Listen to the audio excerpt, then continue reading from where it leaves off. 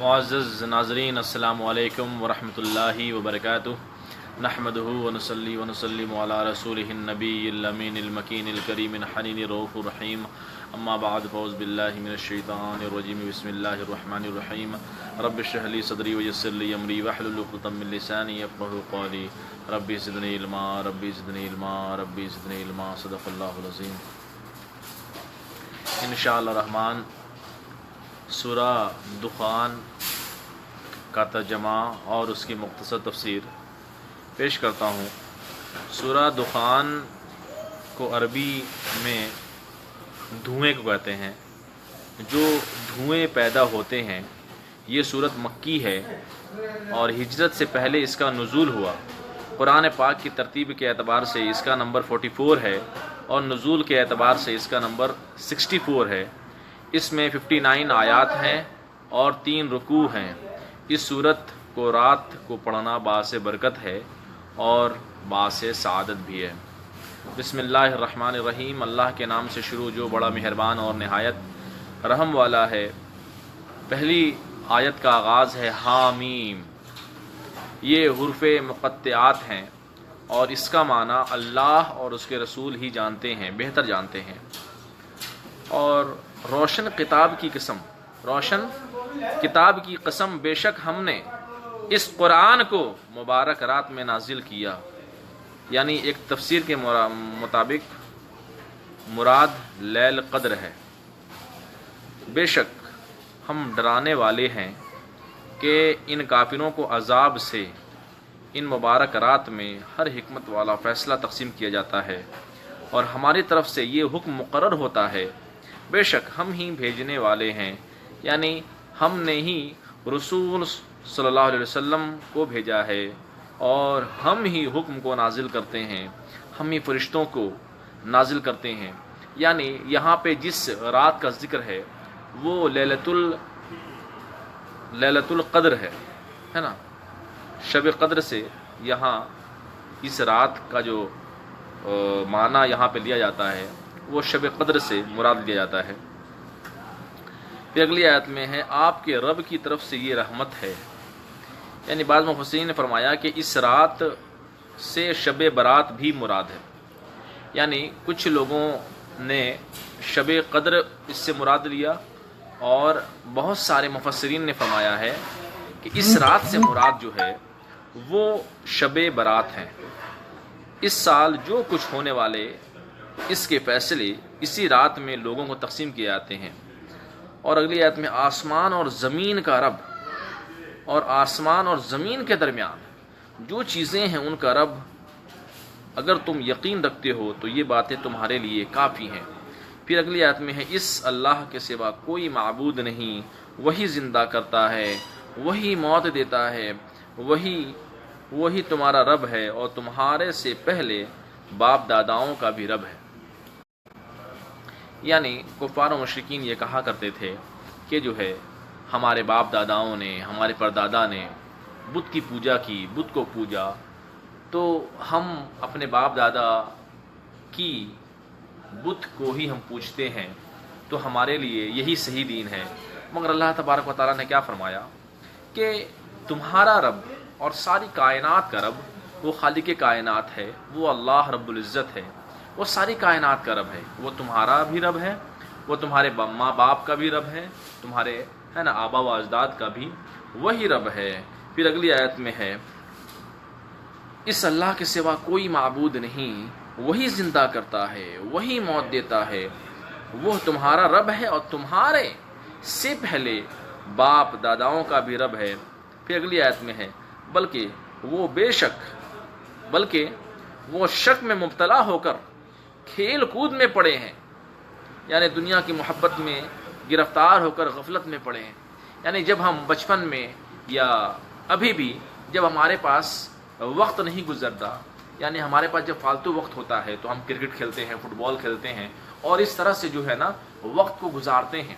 یعنی ہم کھیل کود میں جس کا کوئی معنی نہیں ہوتا، جس سے ہمارا کوئی مستقبل سنورے گا نہیں، ہے نا، ٹائم پاس کرنے کو چیس کھیلنے بیٹھ جاتے ہیں۔ ایسا تو نہیں کہ ہم وشوناتھ آنند بننے والے ہیں چیس کھیل کر، نہیں، ہم تو بس وقت کو گزارنے کے لیے، انٹرٹینمنٹ کے لیے ہم ایسا کام کرتے ہیں، مگر ہے نا کیا اللہ تبارک و تعالیٰ نے اسی چیز کو فرمایا ہے کہ بلکہ وہ شک میں مبتلا ہو کر کھیل کود میں پڑے ہیں، یعنی وہ یہ سوچتے ہیں، وہ شک کرتے ہیں کہ بت کی پوجا کریں کہ نہیں کریں، میرے باپ داداؤں نے کیا تھا، نہیں، حق ہے قل هو اللہ احد، وہی مالک ہے، وہی رازق ہے، وہی خالق کائنات ہے، وہی اکیلا ہے، وہی ہمارا رب ہے، کون؟ اللہ، اللہ رب العزت۔ پھر اگلی آیت میں ہے بس تم انتظار کرو جس دن آسمان واضح دھوئیں کو لے کر آئے گا، لوگوں پر وہ دھواں چھا جائے گا، یعنی اس سے مراد وہ دھواں ہے جو قرب قیامت میں طاری ہوگا، اور 40 دن تک لوگوں کو اپنا ہاتھ نظر نہیں آئے گا، اس قدر دھواں ہوگا، لیکن اس سے کافروں کو تکلیف ہوگی، ہے نا، مسلمانوں کو تکلیف نہیں ہوگی۔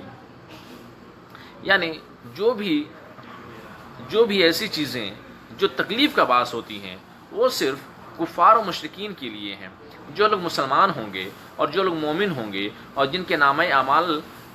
نیک ہوں گے، ان کو یا دھواں ہو یا سورج قریب آ جائے،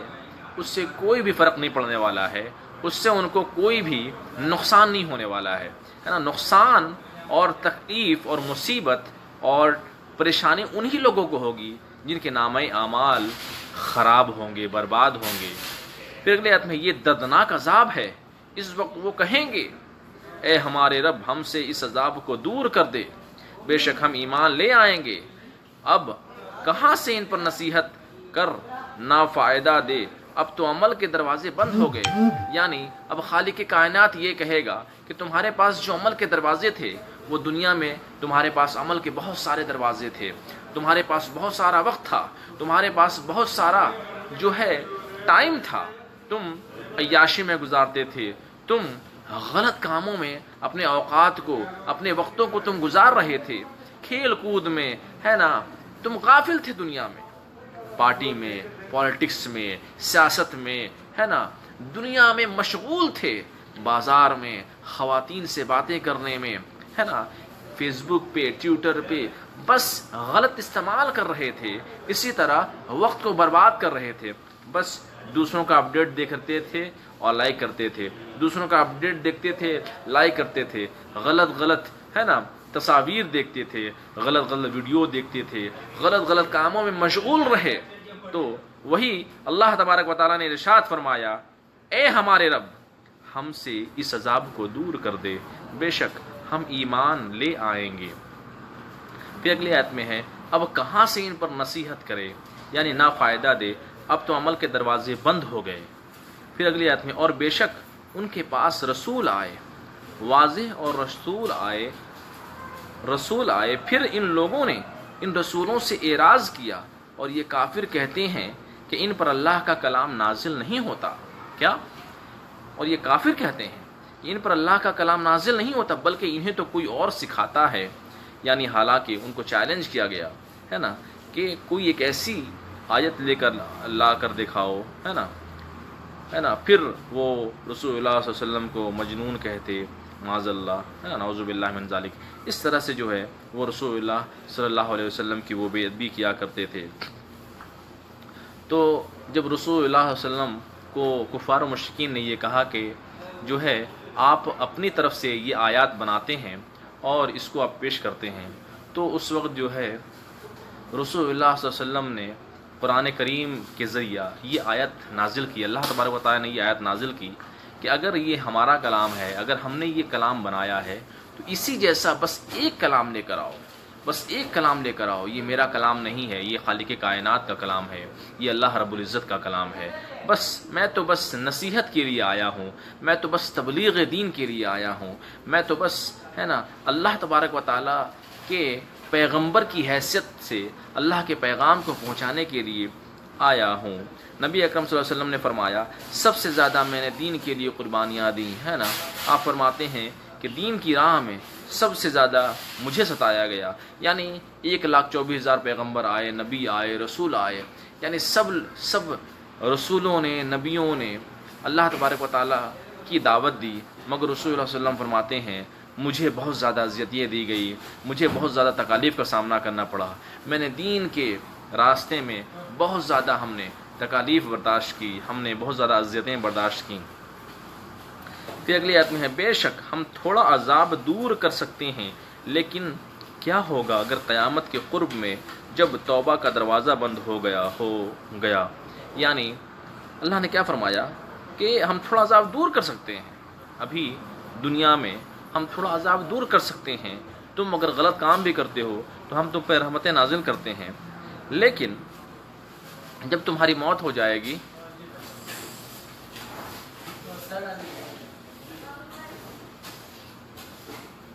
کیسے ایسے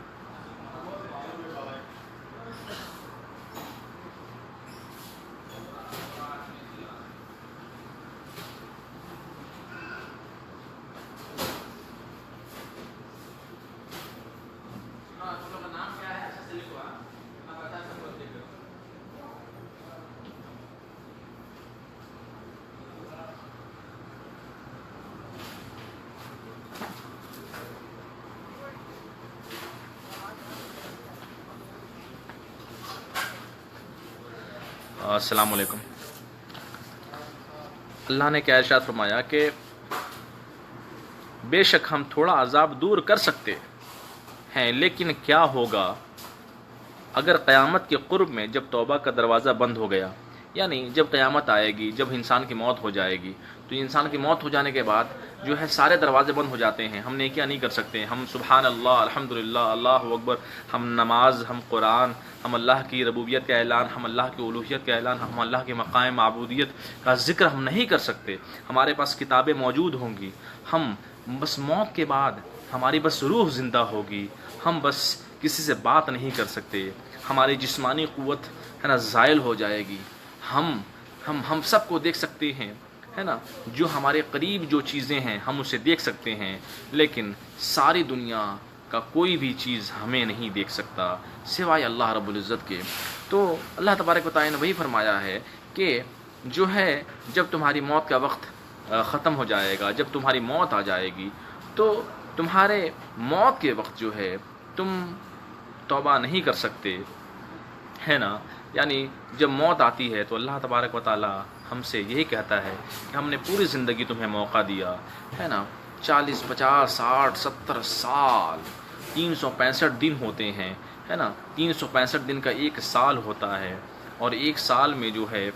وہ 12 مہینے ہوتے ہیں، ہے نا۔ اب سوچیں ایک دن میں جو ہے 24 گھنٹے ہوتے ہیں،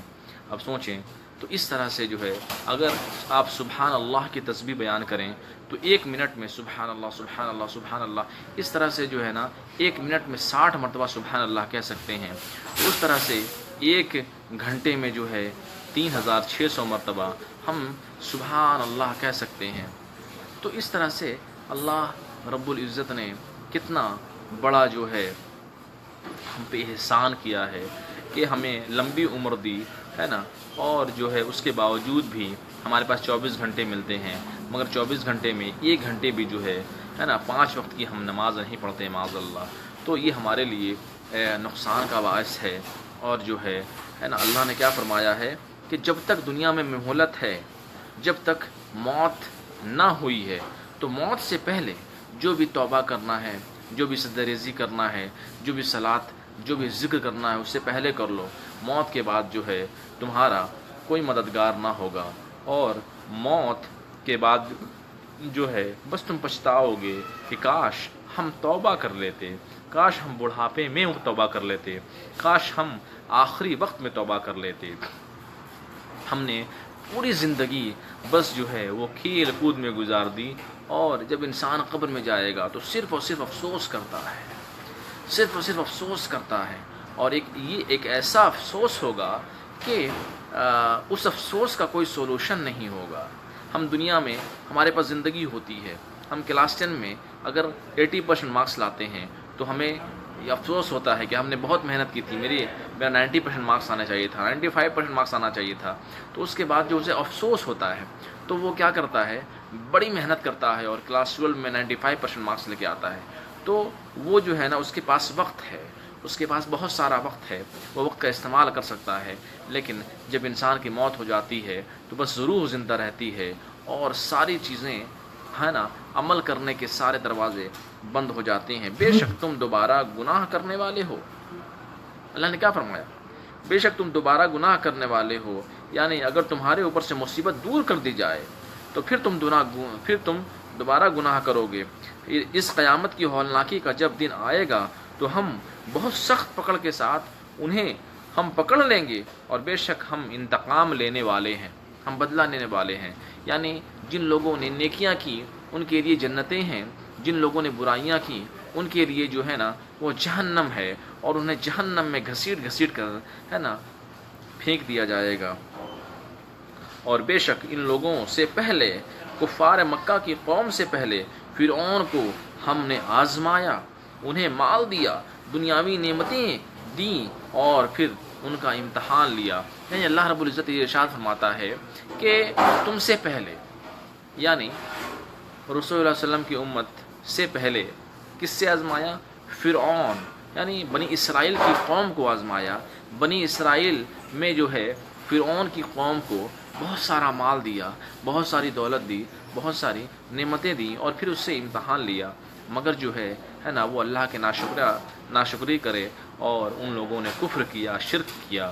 اور اللہ تبارک و تعالیٰ نے اس سے انہیں جو ہے اس کائنات میں ہی جن لوگوں نے شرک کیا، فرعون کے ساتھ جو پوری قوم تھی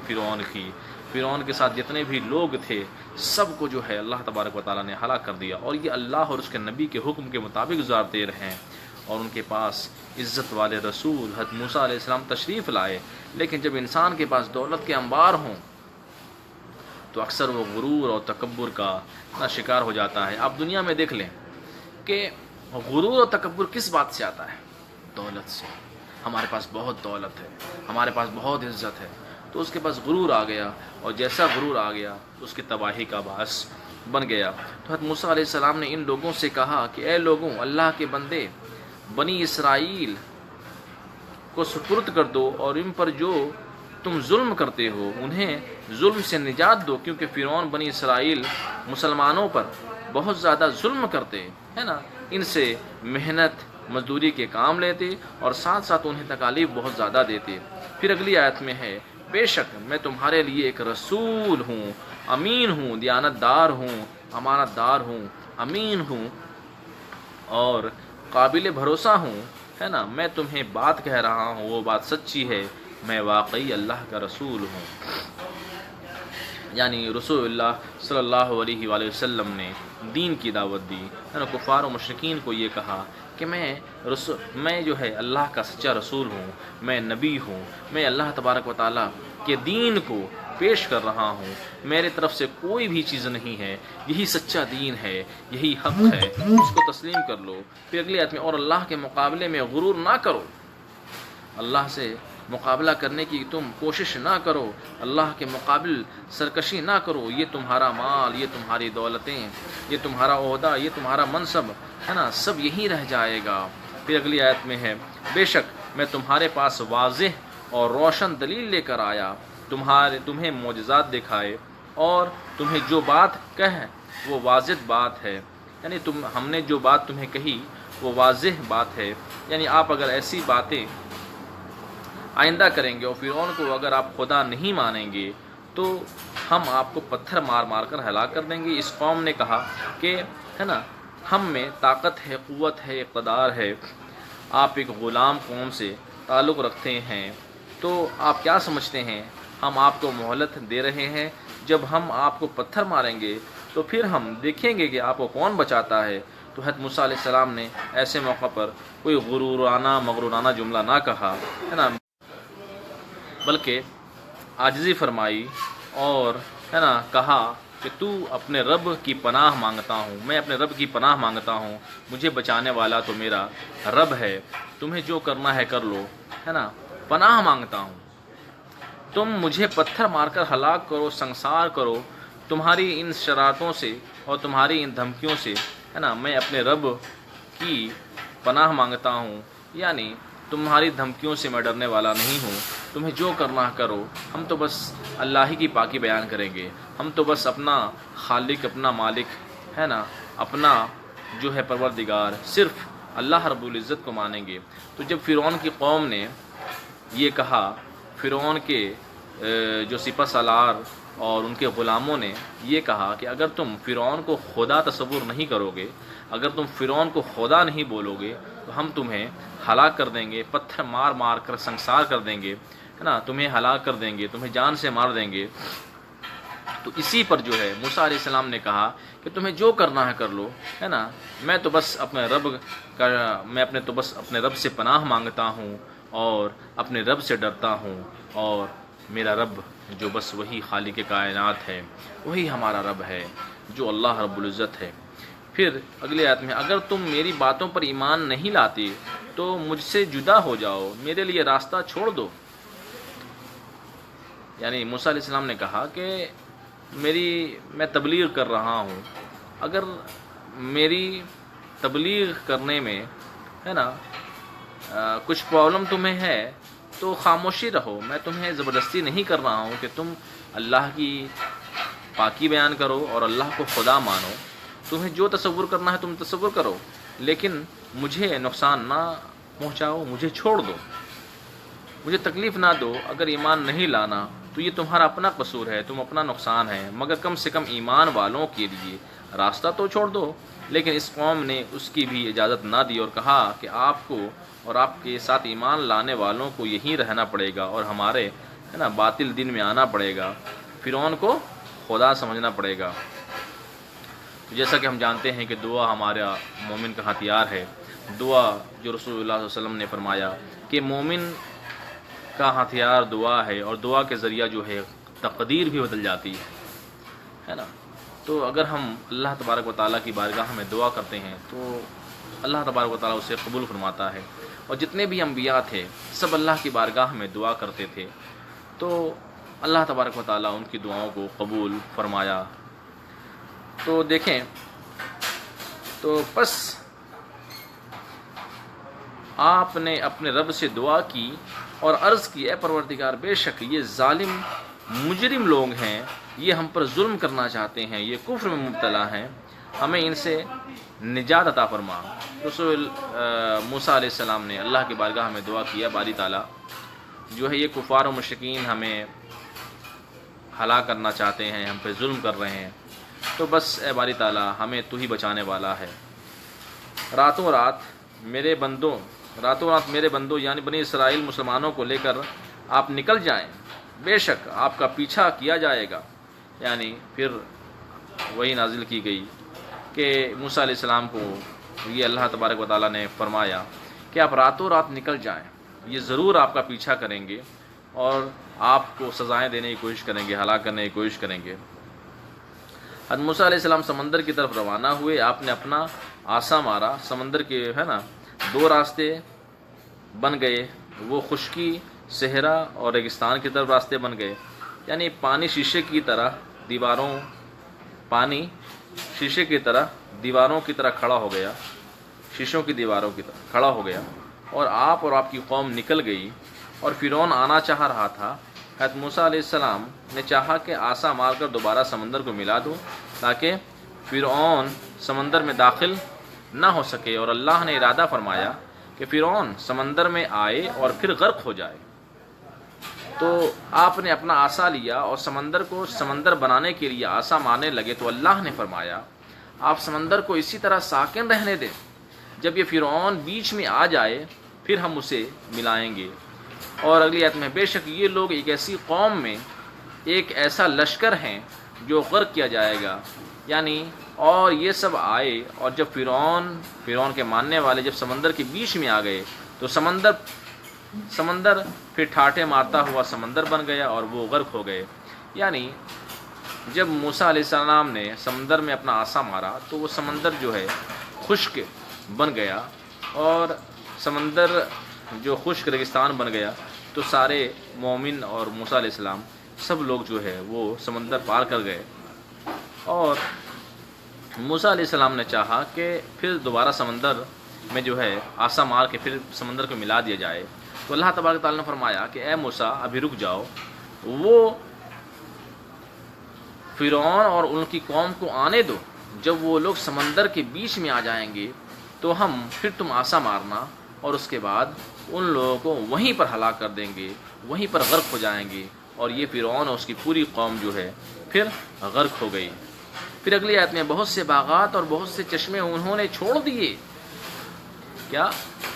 بہت سے باغات اور بہت سے چشمے انہوں نے چھوڑ دیے، یہ فرعونی سمندر میں غرق ہو گئے، اور ان کے پیچھے ان کی ساری زندگی کی محنتیں، بہت سے باغات اور بہت سے چشمے انہوں نے پیچھے چھوڑے، اور کئی کھیتیاں اور کئی عزت کے مقامات، محلات، مکانات، اور بہت ساری نعمتیں اور بہت ساری چیزیں جن نعمتوں میں یہ مزے اڑا رہے تھے، ہر قسم کی فکر سے یہ فارغ تھے، عیش کرتے تھے، غرور و تکبر کرتے تھے، وہ ساری چیزیں رہ گئیں اور یہ خود دنیا سے چلے گئے۔ یعنی اللہ تبارک تعالیٰ ارشاد فرماتا ہے کہ یہ فرعون دنیا میں بڑے عیش و عشرت میں تھے، بڑے تکبر میں تھے، بڑے بڑے محلات تھے، بڑے بڑے سونے چاندی کے خزانے تھے ان کے پاس، پوری دنیا ان کے قدموں میں تھی، مگر کیا یہ سب چھوڑ کر چلے گئے، غرق ہو گئے۔ ان لوگوں نے اللہ کا شکریہ ادا نہیں کیا اور غرور کرنے لگے، تکبر کر کے شرک کرنے لگے، اور معاذ اللہ ہے نا خدائی دعویٰ کرنے لگا یہ فرعون۔ پھر اسی طرح ہم نے ان تمام چیزوں کا وارث دوسری قوم کو بنا دیا، اور اب بنی اسرائیل کے وارث ہو گئے۔ ان کے مرنے پر نہ آسمان رویا نہ زمین روئی، اور انہیں مہلت نہ دی گئی، پھر وہ تباہ ہو گئے، پھر دوبارہ واپسی کے لیے یا سوچنے کے لیے اب وقت نہ دیا گیا۔ رسول اللہ صلی اللہ علیہ وسلم نے فرمایا تمام برائیوں کی جڑ جو ہے وہ دنیا کی محبت ہے۔ یعنی آپ دیکھ لیں دنیا کی محبت ہی ہر کچھ ہے، ہر انسان دنیا کی محبت کے لیے اپنا وقت برباد کرتا ہے، جو بھی انسان کرتا ہے وہ دنیا کی محبت میں کرتا ہے، بڑے بڑے محلات، بڑے بڑے باغات، اور جو بھی ہے نا چیزیں انسان سیاست میں اور جو بھی مقام حاصل کرنا چاہتا ہے وہ دنیا کے لحاظ سے حاصل کرنا چاہتا ہے، اور دنیا ہی کے لیے وہ جو ہے اپنی آخرت کو تباہ کر دیتا ہے۔ پھر اگلی آیت میں ہے اور بے شک ہم نے بنی اسرائیل کو ذلت والی تکلیف سے نجات عطا فرمائی، یعنی غلامی کی زندگی سے نجات عطا فرمائی۔ جو غلامی کی زندگی ہے نا فرعون کی طرف سے تھی، فرعون نے جو ان کو غلام بنا کر رکھا ہوا تھا۔ پھر اگلی آیت میں بے شک یہ فرعون یہ حد سے بڑھنے والوں میں سے تھا اور عالی تھا، یعنی متکبر اور مغرور تھا، اور یہ بے شک ہم نے ان بنی اسرائیل کو اپنے علم کے مطابق تمام جہاں والوں پر فوقیت عطا فرمائی، یعنی امت محمدیہ صلی اللہ علیہ وسلم سے پہلے بنی اسرائیل کو فضیلت حاصل تھی۔ یعنی رسول اللہ صلی اللہ علیہ وسلم کی امت کو تو فضیلت ہے، یہ تو ہم سب جانتے ہیں کہ حضرت عیسیٰ علیہ السلام نے اللہ تبارک و تعالیٰ کی بارگاہ میں یہ دعا کیا تھا، اے باری تعالیٰ مجھے اپنے محبوب کی امت میں ہے نا پیدا فرمانا۔ تو یہ اللہ تبارک و تعالیٰ نے ہمیں یہ اتنی بڑی سعادت نصیب فرمائی ہے، یہ ہماری خوش قسمتی ہے، امت محمدیہ کی خوش قسمتی ہے، جس کا ہم شکریہ زندگی بھر ادا نہیں کر سکتے ہیں۔ تو رسول اللہ علیہ وسلم کی امت کے بعد جو سب سے زیادہ اللہ تبارک و تعالیٰ نے احسانات فرمایا ہے وہ بنی اسرائیل پہ۔ تو بنی اسرائیل پہ ابھی ہم آگے جائیں گے، اللہ تبارک و تعالیٰ نے کیا کیا احسانات عطا فرمائے، ہے نا۔ 80,000 انبیاء جو ہے وہ صرف بنی اسرائیل میں اللہ تبارک و تعالیٰ نے بھیجے، اور اگلی آیت میں ہے اور ہم نے انہیں وہ نشانیاں عطا فرمائی، وہ نعمتیں عطا فرمائیں کہ جس میں واضح امتحان اور آزمائش تھی، یعنی بنی اسرائیل کو اپنا ماضی یاد رہے اور ہر وقت وہ اللہ کا شکر کرتے رہیں، یاد آئے کہ ہم پہلے غلام تھے پھر بادشاہ بنے ہیں۔ بنی اسرائیل میں یہ باقی رکھا گیا کہ جب عاشورے کا دن آتا تو یہ روزہ رکھتے، یعنی 10 محرم کو یہ روزہ رکھتے تھے۔ بخاری شریف کی حدیث ہے، رسول اللہ صلی اللہ علیہ وسلم جب مدینہ منورہ تشریف لائے، آپ نے یہودیوں کو پایا کہ وہ عاشورہ کا روزہ رکھتے تھے۔ ان یہودیوں سے پوچھا گیا کہ تم عاشورہ کا روزہ کیوں رکھتے ہو؟ وہ یہودی بولے یہ عاشورہ کا وہ دن ہے جس دن اللہ تبارک و تعالیٰ نے موسیٰ علیہ السلام اور بنی اسرائیل کے مسلمانوں کو فرعون پر غلبہ عطا فرمایا۔ ہم اس دن کی تعظیم کی وجہ سے اس دن کی یاد منا کے روزے رکھتے ہیں، یعنی یہ روزے رکھ کر ماضی کو یاد کریں اور اللہ کا شکریہ ادا کریں۔ پھر اگلی آیت میں ہے، ارے ہم تو موسیٰ علیہ السلام کو تم سے زیادہ ماننے والے ہیں، یعنی رسول اللہ علیہ وسلم نے فرمایا کہ ہم تو موسیٰ علیہ السلام کو تم سے زیادہ ماننے والے ہیں، تم ایک روزہ رکھتے ہو اور آپ نے مسلمانوں کو 2 روزہ رکھنے کا حکم دیا۔ پھر اگلی آیت میں ہے، بے شک یہ لوگ ضرور کہتے ہیں، بے شک یہ لوگ ضرور کہتے ہیں ہماری موت صرف ہوئی ہے، ایک وہ موت ہے کہ جو ہمیں دنیا سے رخصت کر دے گی، یعنی وہ کہتے ہیں پھر ہمیں دوبارہ نہیں اٹھنا۔ یہ کافروں کا عقیدہ ہے کہ بس کھانا پینا عیش کرنا اور پھر مر کر دوبارہ نہیں اٹھنا، تو جو کرنا ہے دنیا میں کر لو، یعنی ان کا یہ کہنا ہے کہ جو عیش کرنا ہے دنیا میں کر لو۔ یہ کافر کہتے ہیں اگر تم سچے ہو تو ہمارے باپ داداؤں کو قبروں سے نکال کر دکھاؤ۔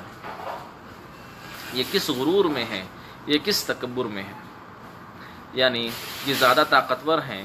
یا قوم لا قرآن ترجمہ، یہ زیادہ طاقتور ہیں یا قوم زیادہ طاقتور تھی، یعنی یمن کی یہ قوم تھی، ہے نا، تبا ایک بادشاہ کا نام ہے جو کافر تھا، اور یہ بہت زیادہ طاقتور تھی۔ جب اللہ کا غضب آیا تو ان کی طاقت کچھ کام نہ آئی، اور وہ لوگ جو ان سے پہلے گزرے وہ بھی ان کفار مکہ سے زیادہ طاقتور تھے۔ تو ہم نے ان سب کو ہلاک کر دیا اس وجہ سے کہ سارے کے سارے مجرم تھے، گنہگار تھے، یعنی اللہ تبارک و تعالیٰ نے امت محمدیہ سے پہلے جتنے بھی کفار و مشرکین ہوا کرتے تھے اور جن کے پاس غرور و تکبر ہوا کرتا تھا، جو خدائی دعویٰ کرتے تھے، ہے نا، تو اس طرح کے لوگوں کو اللہ تبارک و تعالیٰ جو ہے کوئی مہلت نہ دیتا اور انہیں تباہ و برباد کر دیتا تھا، جیسا کہ فرعون کو کیا، قوم لوط کو کیا، قوم ہے نا سمود کو، قوم عاد کو، تو اس طرح سے قوم نوح کو، اس طرح سے اللہ تبارک و تعالیٰ نے جو ہے وہ گنہگار لوگوں کو، بدکار لوگوں کو جو ہے وہ ہلاک کر دیا۔ پھر اگلی آیت میں ہے،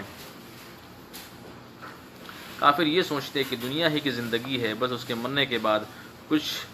نہیں، تو قرآن پاک فرماتا ہے کہ اگر ایسا ہو تو دنیا کی تخلیق ایک فضول کام ہو جائے، ہے نا، یہ آسمان زمین کا وجود فضول کام ہو جائے، اور یہ اللہ رب العالمین کا نظام ہے، اور دنیا میں لوگوں کو دارالامتحان بنا کر آزمایا گیا، کسی کو مال دے کر، کسی کو عزت دے کر، کسی کو شہرت دے کر، کسی کو ہے نا محلات دے کر، کسی کو ہے نا مقام دے کر، یعنی دنیا میں جو ہے وہ امتحان کی جگہ ہے۔ اللہ تبارک و تعالیٰ نے سب کو، ہر جان کو جو ہے وہ آزماتا ہے کہ ہم نے تمہیں ہے نا اچھی نعمتیں دی، تو کیا تم اللہ کا شکریہ ادا کرتے ہو یا نہیں کرتے ہو؟ کیا تم اللہ کو راضی کرتے ہو؟ کیا تم اللہ کے قریب آتے ہو یا نہیں آتے ہو؟ دیکھیں گے آپ دنیا میں ہر طرح کے لوگ ہیں، بڑے بوڑھے، ہے نا، بزرگ، اور سے مراد یہ ہے کہ کروڑ پتی، ارب پتی، کھرب پتی، ہے نا، بڑے مقام والے. تو اس طرح سے بہت سارے لوگ ہیں، مگر اللہ تبارک و تعالیٰ سب کو آزماتا ہے. اور ہم نے آسمان اور زمین اور جو کچھ اس کے درمیان میں ہے اسے کھیلنے کودنے کے لیے نہیں بنایا. یعنی اللہ تبارک و تعالیٰ نے فرمایا کہ جو آسمان ہے، زمین ہے نا، اور ان کے درمیان جو بھی چیزیں ہیں ہم نے کھیلنے کودنے کے لیے نہیں بنایا. ان سب کا ایک مقصد ہے، کیا؟ کہ تم ان سب کو دیکھو اور ان سب کو دیکھ کر اللہ رب العزت کی شان سماعت کرو، اللہ رب العزت کی ربوبیت کو پرکھو، ربوبیت کے بارے میں تصور کرو کہ اللہ کی شان کیا ہے، اللہ کا مقام کیا ہے، اللہ کی ربوبیت کیا ہے، اللہ کی الوہیت کیا ہے، اللہ کے مقام معبودیت کیا ہے. اور ہم نے زمین اور آسمان کو حق کے ساتھ بنایا، ایک مقصد کے تحت بنایا، اور جو لوگوں کے لیے مقصد، لیکن ان میں اکثر لوگ ان چیزوں کو جانتے نہیں ہیں. یعنی اللہ تبارک و تعالیٰ نے جتنی بھی چیزیں دنیا میں پیدا کی ہیں سب کا ایک مقصد ہے. جنگلات ہیں، پہاڑ ہیں، دریا ہے، سمندر ہے، آسمان ہے، تارے ہیں، ستارے ہیں، سیارے ہیں، نظام شمسی ہے، عطارد، زہرہ، زمین، مریخ، مشتری، زحل، یورینس، نیپچین، پلیٹو، والکن، یعنی جتنی بھی ہے نا، جتنے بھی پلانٹس ہیں، جتنے بھی نظام شمسی ہیں، یہ سب اللہ تبارک و تعالیٰ نے ایک نظام کے تحت بنائے ہیں. لیکن اللہ نے پھر کیا فرمایا؟ تم نہیں جانتے، تم نہیں سمجھتے، تم سمجھ نہیں سکتے. کیا؟ کہ تم سمجھ نہیں سکتے کہ اس کا مقصد کیا ہے، اس کی حقیقت کیا ہے، اللہ تبارک و تعالیٰ نے یہ کیوں بنایا. بے شک فیصلے کا دن ان تمام لوگوں کے لیے وعدے کا دن ہے. یعنی جو قیامت کے روز ہے، قیامت کے دن جو ہے وہ فیصلے کا دن ہے. اس دن ہر ایک کا حساب ہوگا، ایک ذرہ ذرہ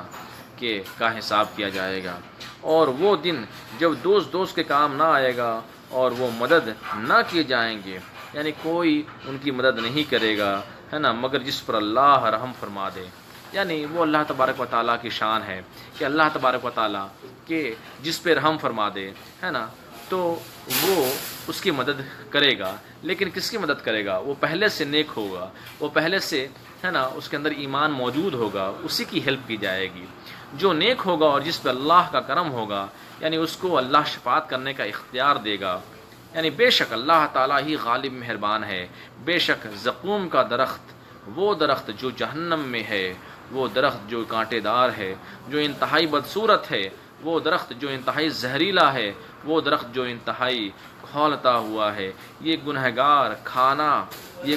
کا کھانا ہے. یہ پگھلے ہوئے تانبے کی طرح گرم ہوگا، یہ پیٹ میں جوش مارے گا. اور جسے کھولتا ہوا پانی جوش مارتا ہے، اور حکم ہوگا گھسیٹ کر لے جاؤ اسے جہنم کے راستے کی طرف. پھر کہا جائے گا اے فرشتوں، انڈیلو ان کے اوپر، ان کے سروں پر ڈالو کھولتے ہوئے گرم پانی کا عذاب. اور کہا جائے گا اب مزہ چکھ، بے شک تو دنیا میں بہت عزت والا اور بہت کریم بنتا تھا، تجھے بہت تکبر تھا، دنیا میں تیرا مقام و مرتبہ تھا، مگر آج تجھ سے تیرا رب ناراض ہے. بے شک یہ تمام باتیں وہ ہیں جس پہ تم شک کیا کرتے تھے. یعنی یہ کفار و مشرکین اور گنہگار لوگوں کے لیے یہ وعیدیں ہیں کہ ان کو، ہے نا، زقوم کا درخت کھلایا جائے گا، جس کو کھانے کے بعد جو ہے نا، پیٹ بہت جو ہے کھولے گا، ہے نا. اس کے بعد جو ہے جو پانی وہ پیے گا وہ گرم پانی گرم کھولتا ہوا پانی ہوگا، جس سے پیٹ کی پوری عطریاں، جسم کی پوری عطریاں گل جائیں گی. اللہ اکبر. پھر اگلی آیت میں ہے بے شک، اب نیک لوگوں کا ذکر ہو رہا ہے، بے شک متقی پرہیزگار لوگ، اللہ کو راضی کرنے والے لوگ مقام امین میں ہوں گے. یعنی عیش، ہے نا، سکون کے مقام میں ہوں گے، اور جنتوں میں، باغات میں اور چشموں میں ہوں گے. اور وہ سندس اور استبرق یعنی باریک ریشم اور موٹا ریشم کو پہنیں گے، آمنے سامنے بیٹھے ہوں گے. پھر اگلی آیت میں ہے اس طرح بے شمار نعمتیں ہیں، اور ہم ان نعمتوں کی، ہے نا، شادی اور ہم ان لوگوں کی شادی کروائیں گے، ان کا جوڑا بنائیں گے، اور ایسی حوروں کے ساتھ جو بڑی بڑی آنکھوں والی ہوں گی، پاکیزہ عورتوں سے یہ نکاح فرمائیں گے. پھر اگلی آیت میں ہے اور یہ جنتوں میں ہر قسم کے پھل اور لذتوں کو، ہے نا، مانگیں گے، جو مانگیں گے وہ انہیں دیا جائے گا. پھر اگلی آیت میں ہے اور انہیں اللہ جہنم کے عذاب سے، ہے نا، محفوظ رکھے گا، اور یہ آپ کے رب کی طرف سے فضل ہے جس پر فضل ہو جائے۔ پھر اگلی آیت میں یہی سب سے بڑی کامیابی ہے، دنیا کی لذتوں کی خاطر آخرت کو ٹھکرا دینا یہ بڑی نادانی ہے۔ پس ہم نے اس قرآن کو آپ کی زبان پر آسان کر دیا۔ رسول اللہ صلی اللہ علیہ وسلم پر جب قرآن نازل ہوتا کہ رسول اللہ صلی اللہ علیہ وسلم زبان ہلائیں، اس سے پہلے قرآن یاد ہو جاتا۔ یعنی رسول اللہ صلی اللہ علیہ وسلم پہ اللہ تبارک و تعالیٰ کا کرم اتنا تھا کہ جو ہے رسول اللہ علیہ وسلم پہ جب وحی نازل ہوتی، جب قرآن کی آیات نازل ہوتی تو زبان ہلانے سے پہلے ہی وہ ساری آیات، قرآن کی آیات انہیں یاد ہو جایا کرتی تھی۔ یعنی اس طرح سے رسول اللہ صلی اللہ علیہ وسلم پہ اللہ کا احسان تھا کہ جو آیت نازل ہو گئی، جو آیت نازل ہوئی قرآن کی، وہ رسول صلی اللہ علیہ وسلم کے دل میں جو ہے اسی وقت محفوظ ہو گئی، وہ ان کی زبان پہ آ گئی۔ پھر ہم نے اس قرآن کو آپ کی زبان پر آسان کر دیا، یعنی رسول صلی اللہ علیہ وسلم پر جب قرآن نازل ہوتا تو رسول اللہ صلی اللہ علیہ وسلم زبان ہلائیں، اس سے پہلے قرآن یاد ہو جاتا، تاکہ یہ لوگ نصیحت حاصل کریں کہ قرآن کس کے لیے ہے۔ بس تم انتظار کرو، بے شک وہ بھی انتظار کر رہے ہیں، یہ گنہگار لوگ انجام کا انتظار کر رہے ہیں، یعنی نیک لوگوں کی طرح ہے نا، نیکی کریں نہیں تو اپنے انجام کا انتظار کریں کہ برے ہے نا، برے عمل کا انجام برا ہے۔ تو اللہ تبارک و تعالیٰ سے ہم یہی دعا کرتے ہیں، اے باری تعالیٰ ہمیں جو ہے ہمیں نیکی کرنے کی توفیق عطا فرما۔ اور جیسا کہ ہم نے تمام آیاتوں میں قرآن کی زیادہ تر تفاسیر ہم نے پڑھی ہے، بہت ساری آیات ہم نے سماعت کی، ان تمام آیات میں اللہ تبارک و تعالیٰ نے جنتیوں کا ذکر کیا ہے اور بہت ساری آیات میں جہنمیوں کا ذکر کیا ہے۔ تو اللہ تبارک و تعالیٰ نے کفار و مشرکین سے یہی خطاب فرمایا کہ تم اللہ کے قریب ہو جاؤ، اللہ کو راضی کر لو اور صحیح دین کی طرف راغب ہو جاؤ، کہ اگر تم نے ایسا نہ کیا تو تم خسارے کا باعث ہوگے، اور تم جب تمہاری موت ہو جائے گی تو تمہارے پاس وقت نہیں ہوگا اور تم افسوس میں مبتلا ہو جاؤ گے، اور پھر جو ہے تمہارے پاس صرف اور صرف افسوس ہوگا اور تم افسوس کرتے رہو گے، اور یہ افسوس ہمیشہ ہمیشہ کے لیے ہوگا، اور یہ افسوس تمہیں جہنم میں لے جائے گا۔ تو اللہ تبارک و تعالی ہمیں نیکی کرنے کی توفیق عطا فرمائے، اور اللہ تبارک و تعالیٰ کی مخلوق کو، اللہ تبارک و تعالیٰ کے نظام کو، اللہ تبارک و تعالیٰ کی مشیت کو سمجھنے کی توفیق عطا فرمائے۔ اللہ کی بارگاہ ہمیں سجدہ ریز ہونے کی توفیق عطا فرمائے، عاجزی کرنے کی توفیق عطا فرمائے۔ اللہ تبارک و تعالیٰ ہمیں کہنے اور سننے سے عمل کرنے کی توفیق عطا فرمائے۔ وآخر دعوانا الحمدللہ رب العالمین۔